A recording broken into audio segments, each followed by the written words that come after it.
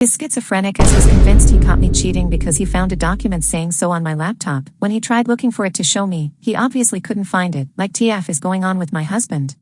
Last week, he was mad at our daughter because she didn't want him to drive her to prom and take pictures with her. When I went to ask her, she said that that was not true. She had talked to her dad about what she would like to do when she graduates in 2 years. A certain insecurity eats itself into my husband, and he becomes convinced that it's the truth. He either dreams proof or he just convinces himself that anything is proof. The problem is that he keeps talking to people about the issues. I was already wondering why so many mutuals stopped responding to me, but apparently, they all think I am an awful human being and a terrible spouse. I just want to tell people what is going on. Also, they are aware that my husband is basically lying to them and for them to tell me delusions that he might be having that I don't know. But at the very beginning of his therapy, he begged me not to tell anyone because people would think he is crazy. My sister said that it would also be an a-hole thing to do that would basically feed into his delusions. I just feel like I am done. Am I the a-hole? We already did a brain scan/MRI, and nothing was found. Update: after I posted, things started to unravel quickly. About 5 months ago, when my husband's behavior first started escalating, I quietly consulted with a lawyer here. At that time, his delusions had begun to affect our daily lives, and I knew I needed legal advice. The divorce process requires a period of legal separation before the divorce can be finalized. We initiated this process, and I requested full custody of our 15-year-old daughter. Given her increasing fear of her father, the court was also concerned and ordered a psychological evaluation for my husband to assess his mental fitness for parenting. A few weeks into the legal separation, my husband's paranoia worsened. He started placing Apple AirTags in my car and in our 15-year-old daughter's backpack, tracking our every move. My daughter was the one who found the AirTag in her bag and was terrified. When I confronted him, he insisted it was for our safety, but it was clear to me that his paranoia was spiraling out of control. This incident deeply affected our daughter, who began refusing to see her father. Around this time, my mother-in-law reached out to me. She was concerned because my husband had accused her of cheating on his father, something that was completely out of character for him. Phil didn't believe it for a second but was deeply worried about his state of mind. Her reaching out was a small but much-needed relief. She acknowledged that his behavior was erratic and offered her support, knowing that something was seriously wrong. My older daughter, 19, had also become involved in the situation. She had been quietly documenting her father's behavior for months. She recorded 3 different occasions where my husband went on delusive rants. The first was about how I'm supposedly cheating on him with one of my coworkers, a man I barely interact with. The second was about how our 15-year-old daughter was secretly dating someone older and lying to him about it. The third was about how the entire family was conspiring against him to make him look crazy. Watching these videos was heartbreaking, but they validated everything I'd been dealing with privately. Things escalated further when my husband almost attacked one of my colleagues. He had convinced himself that this man was the affair partner I was supposedly seeing behind his back. It took all my strength to physically separate them before the situation turned violent. As the legal process continued, my lawyer informed me that due to the severity of the situation and the psychological evaluation ordered by the court, my request for full custody was strongly considered. In Spain, courts typically prioritize the well-being of the child, and given my husband's mental state and the danger he posed, it seemed likely that I would be granted full custody of our 15-year-old daughter. She had made it clear that she didn't want to see her father, and the court was taking her wishes into account. In the midst of this, my 19-year-old daughter decided to take matters into her own hands. She posted the 3 videos she had recorded of her father's breakdowns on Instagram, along with a compilation of texts, photos, and other evidence she had collected over the past few months. Her intention was to show the world what we had been enduring, but it quickly turned into a public spectacle. The backlash was intense. Some people were horrified and reached out with sympathy and support, while others criticized us for airing dirty laundry and accused my daughter of betraying her father.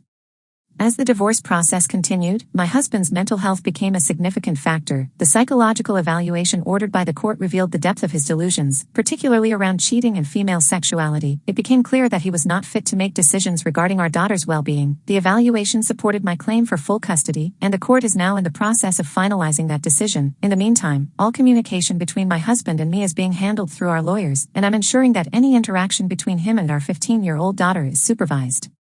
Given the severity of the situation and the damage done to our lives, I'm making plans to move away with my daughter once the legal proceedings are finalized. My reputation in our current community is shattered, thanks to his delusions and the lies he has spread. Starting fresh somewhere new seems like the only way for us to heal and rebuild our lives. I never wanted it to come to this. I still care deeply for my husband, but I can't keep sacrificing our well-being for the sake of his image. The revelation that he's been lying to his therapist, or rather, his unqualified life coach, was a breaking point for me. I realized I couldn't trust him to get better on his own. Thankfully, some friends have started to see through his stories and are reaching out to support us, which gives me hope, but I know it's going to be a long, difficult road ahead. For anyone else in a similar situation, please know that you're not alone. This has been the hardest decision I've ever made, but sometimes you have to do what's best for your own mental health and safety, no matter how much it hurts. Thank you again for all the advice. I'm hopeful that this is the first step towards a better future, even if it's a painful one. Story 2. My BF doesn't know that I know he is cheating on me. I'm sorry this is kind of long, but I need help. I have been with my boyfriend for almost 6 years. We met in college and have always had an incredibly strong relationship with very healthy communication, no jealousy, we never fight or argue, reasonable decision-making, trust, etc. We have had multiple friends comment on how jealous they are of our perfect relationship, and honestly, I agreed with them. It was perfect, in every way. I can't imagine life without him. He's my best friend and I love him so much, and before you ask, our 69 lives are amazing, and have been from the start. He isn't that close with his family, so I have never met them, but I've met and gotten close with many of his different friend groups and have met some of his cousins. Some of my older family members have expressed concern about how his family may not accept me because I am white and they are Middle Eastern, but our relationship has always been private, and that's why I think we haven't had any drama. A little over 3 years ago, I was offered a great opportunity for my career. Right out of college, it would require that I move a little over 500 miles away from where we were living at the time. We have both always been independent and career-driven, so he immediately fully supported my move and said that nothing would ever change in our relationship. We can do long distance until I can move there with you. He had also just started his career, so it didn't seem fair for either of us to give up what we had worked hard for. A lot of people in my family sacrificed their personal goals because of their partner and chose to get married and have kids very young and ended up growing resentful of their partners and divorcing. That is not what I want for myself, so he and I have always been on the same page about prioritizing our goals while we are young, to build a foundation for the future and support each other along the way. Our relationship is full of love and joy. We genuinely have a great time together. Since we are long distance, we see each other about once a month, but are constantly communicating virtually, texting, calls, FaceTiming. Luckily we both make decent money so we can afford flying back and forth every month. We have been keeping this up for a little over 3 years successfully. We have also managed to maintain quite the virtual 69 life, and we have a ton of fun trying new things, and have a very open and explorative sexual mindset. A few months ago we had some hard conversations about how much longer we could keep the long distance up, weighing our options of just being friends, but he was adamant that he wasn't going anywhere. After a lot of talking and emotional exchanges, we decided together that what we have is worth it and to keep trying. For context, in the last 3 years he has been applying to endless jobs to try to move closer to me. I have grown a love for where I live and so has he. He says he hates where he lives right now and says he just wants to live with me. Our biggest blocker has been that he works in a very niche industry that doesn't really exist where I live, a small mountain town. But on the flip side, his field has a lot of opportunities to work remotely. But even then, after 3 years nothing has stuck yet that would allow him to move here, but we decided to keep trying. Flash forward to last weekend, I flew to see him for the weekend. He had been acting a little weird and distant the previous month or so, when he randomly went off to Hawaii for the weekend with his previously estranged sister, but we both felt like we needed a good visit. Once we were together, everything was normal. As great as it always is.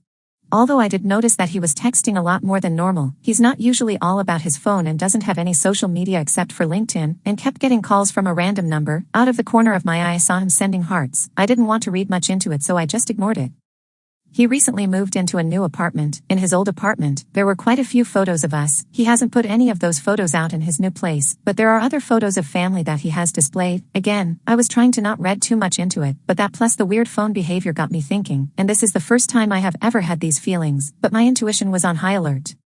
Then, my worst fear came true. Right before he went to take me back to the airport, I was helping clean his apartment while I packed up. I went to put his dirty clothes into the laundry basket, which is in his spare room that doubles as an office. I saw a piece of notebook paper on the desk that said relationship growth written large on the top of the page, and another that said personal growth. At first glance I was like, wow, look at him writing down his goals. This is the sweetest thing. And then I briefly skimmed the relationship growth page and saw another woman's name. Let's call her A. My name starts with a C. What the fuck? It was a 1-month plan, 6-month plan, and 1-year plan with notes for things he was going to do to grow his relationship with A. My heart sank and I was immediately sick. I don't know if I should have done this, and part of me wishes I never saw it, but I knew I didn't have a lot of time because he was brushing his teeth, so I quickly snapped a photo of it. I acted normal, said our usual loving goodbyes, shed a few tears, and flew home. I may have cried in the airport bathroom. I wanted to be sure I processed everything correctly and figure out what to do about it. I didn't want to make any irrational or emotionally driven response to finding that. When I got home, I read it probably 100 times, and the 1-year plan concludes with him wanting to get a place with A, something she likes, something she designs, belongs, somewhere she feels comfortable and happy. Every time I read her name, it was like a knife to my heart. This fully broke my brain, and I have absolutely no idea what to do. This man has been my rock, my whole world and support system for so long. I genuinely have nobody else. I'm terrified of losing him. The other night, I was feeling emotional about everything and kept reiterating how much I love him, and he was responding with deep, loving messages about how his love for me isn't just any normal kind of love, it's a deep-rooted, soulful and genuine love for me as a person. Remember when I said he only has LinkedIn as far as social media? Well, we have been connected there for years and he is very active there as he tries to make potential connections for jobs where he can move closer to me. Earlier today, I noticed that he hasn't been posting much, so I searched his profile and there's nothing. We aren't connected anymore. His comments on my previous posts are gone, and his account doesn't appear when I search it. It really sounds like he blocked me, but why? I hardly ever get on there anyways, but it seems sus. I feel like I'm being played, like he wants to have his cake and eat it too. I mean, this is 6 years of my life. We had discussed the future of marriage and kids. I can't just let this all go. But seriously, I've been in autopilot for a week now and I don't know what direction to turn. What should I do? Please help.